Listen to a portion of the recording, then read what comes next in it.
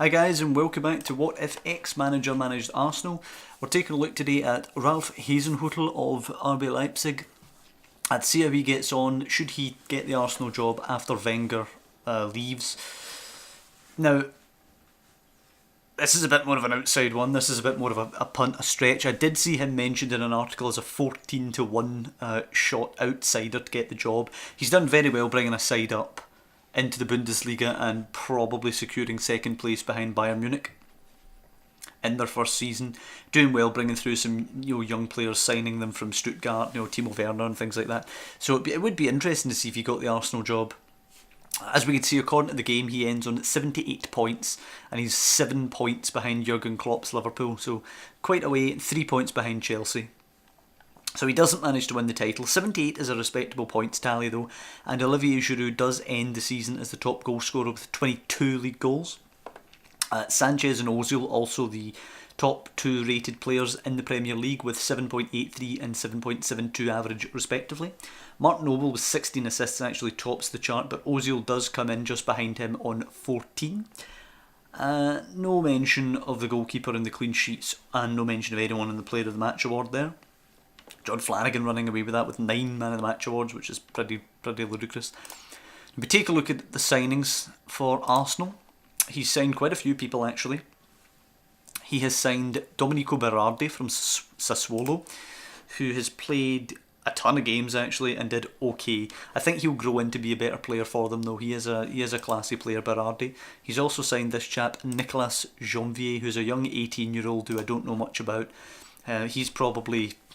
I like that though. I like the fact that Hasenhuttl at RB Leipzig has signed a lot of young dynamic players, so I like that he's signed a youngster here. He's also signed Nacho from Real Madrid. A bit of experience and a bit of quality coming in at the back. In past years, Nacho's been a bit of a donkey in the game, but as you can see here, had some improvement. 15 starts in the Premier League and a 7.4 average, respectable by anybody's measure. He also signed Martin Montoya from Valencia, who's hardly played any games. So that's one of the disappointing ones. Rob Holding out loan to Rangers. He sold Francis Coquelin to Man City for 5.5 million, which is a bit of a weird one for me. But I guess there you go. Obviously didn't fancy him. He's also sold El Neni to City for a little bit more than that, an 8.5 million fee. Clearly not fancying these Holden players. So let's look at the tactics, see if we can explain that. So he's went with a 4-4-2, which is kind of weird then that he doesn't have the holding players in there. Mesut Ozil appears to be playing a bit deeper there, presumably a deep line playmaker. Sanchez, Berardi wide with Welbeck and Giroud up top there. Let's have a look at the goals. Giroud far and away out in front with 30 goals. Sanchez second with 18. Berardi, although his average rating was pretty bang average, 16 goals for Berardi, so he's done well. 10 apiece for Ozil and Oxlade-Chamberlain, 9 for Walcott, 9 for Welbeck. I read them the wrong way round, but 9 for the two of them. Then it's 5 for Ramsey and Cazorla, 4 for Iwobi, and then a handful for a couple of other lads. So he's definitely got them scoring. Actually, if we take a look at the Premier League, can we see their goals for? Goals for 77 goals for Arsenal. So clearly up there. Only Liverpool managed to match that. Conceding goals has been a problem. They let in 45 goals. Nowhere, a good 9-10 ahead of all the rest of the top 6 there. So defensively was obviously his problem. Let's have a look at the average rating and see if that's matched out. Now, Ozil and Sanchez the top, obviously, 7.76, 7.67. Very, very good ratings by anybody's measure. Koscielny, though, comes in as the third, which is a bit strange. And then it's Nacho, and then Monreal, and then Mertesacker, although Mertesacker hardly played. But 3 defenders there who played quite a lot of games, coming in at the top of the average rating, despite the fact that their weakness was defensively. So that's a bit of a strange one. Then Cazorla had a pretty good season, as did Giroud and Gibbs. Cech was pretty good as well. Again, strange considering they had poor defence. Gabriel did okay, as did Oxlade-Chamberlain and Berardi.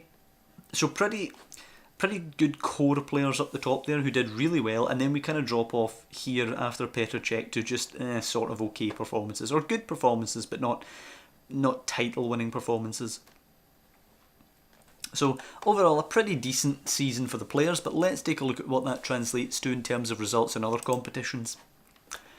So, Champions League, away at Bayern, he gets a 1-1 draw in the group stage, very encouraging for his European chances. He then defeats Shakhtar Donetsk 3-0 at the Emirates, goes away to Astra Giurgiu, 4-0 win away to them, and then he repeats that 4-0 at home to them at the Emirates Stadium, 3-0 at home to Bayern Munich, ludicrous result there, and he loses 1-0 away to Shakhtar. Did he rotate in that game? No, not particularly, so it was just a poor performance away in Ukraine. In the EFL Cup, he wins at St James's Park against Newcastle, then he beats Swansea at home, then he wins the quarter-final against Leicester, so he's into the semi-final of that. See how he got on in that and the FA Cup. The FA Cup away to Doncaster, a comfortable 3-1 win, and he wins 3-1 at White Hart Lane, follows that up with a 2-0 victory at the Emirates, so he puts Tottenham out of the EFL Cup 5-1 on aggregate. It beats Crystal Palace at the Emirates 3-2 in the fourth round of the FA Cup to advance there. Draws Roma in the Champions League, as we can see down here. Beats them 1-0 in Italy. Beats Leicester 3-0 at Leicester in the FA Cup. So he's doing very well in the cup competitions. And Roma come to the Emirates Stadium and win 3-2 and knock Arsenal out in the last 16. So that's a bit of a stinker of a result actually for them. It was actually 3-1 as well. Arsenal took the early lead and then bang, bang, bang, 3-1 Roma. Kieran Gibbs gets the goal back, but Arsenal can't complete the job and they lose and go out the Champions League. So he's out of Europe at the first hurdle, or essentially the first hurdle after the group stages. So he has the FA Cup left. He beats Nottingham Forest away. Oh, by the way, he loses to Southampton in the EFL Cup final. Goals from Austin and Gabbiadini. A bit of rotation in the. I mean, the EFL Cup final. He's playing Eddie Nketiah. He's playing Reece Nelson. He's playing this John Va guy. I don't know. I'm a bit unsure about that. Would anybody really rotate that much in real life in a cup final? I'm not so sure. Down we go. FA Cup semi-final beats Swansea at Wembley, and the cup final itself 3-2 over Liverpool. 2 from Welbeck, 1 from Walcott. And this time he doesn't seem to have rotated as heavily, possibly learned his lesson from the last cup final, and he wins that cup. So 1 trophy for him, an okay performance in the league. He's got them scoring well, but has to work on the defence. Poor result in the Champions League really to go out to Roma, especially after doing the job against Bayern in the group stage, which suggested they might be able to do something, but no, goes out to Roma. Good job in the domestic cups, reaching both cup finals, but will certainly be disappointed that his rotation against Southampton cost him a double. So an FA Cup, top 3 finish, got to the last round, pretty much a Wenger season for Ralph Hassenhuttl here. So that's pretty much the last gaffer that we're going to be looking at this series, because there's not really many more names been mentioned to take over at Arsenal after Arsene Wenger. I'm sure you could pluck names out of thin air, but that's not really what this series has been about. This series has been about looking at candidates who possibly could get the job, or who possibly, people have been throwing their names around for the job at least. Some of them certainly less likely, like Big Sam, and some of them more desirable for Arsenal supporters, like Max Allegri and Diego Simeone. My personal favourite pick, incidentally, Eddie Howe, had a damn good season. I think he lost 1 game.